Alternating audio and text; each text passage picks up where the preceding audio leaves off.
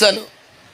ఎఫెసీ పత్రిక 5:1 ఆయన మనల్ని పరిమళ వాసనగా చేయుటకు ఆయన సిలువలో ప్రాణం పెట్టాడని రాశాడు. One of the reasons for God's sacrifice on the cross for us ఏంటి అని మీరు అడిగితే, మనల్ని ఒక పరిమళ వాసనగా, పరిమళ వాసన అనే యొక్క బేసిక్ క్వాలిటీయే అది ఉన్న చోట కాకుండా సుదూరాలకి వ్యాపిస్తుంది అనేదే కదా.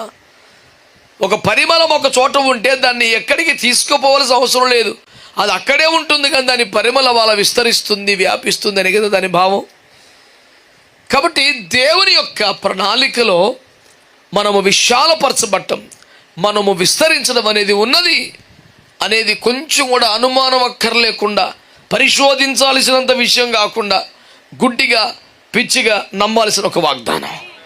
దేవునికి స్తోత్రం కలుగునగా. చాలామందికి ఇంతగా ఎందుకు చెప్పాల్సి వస్తుందంటే, ఎంత తేటగా దేవుని వాగ్దానం మాట్లాడుతున్నా ఇది ఒకవేళ నా పట్ల దేవుని చిత్తమో కాదో అనే సందేహం ఉండిపోతుంది.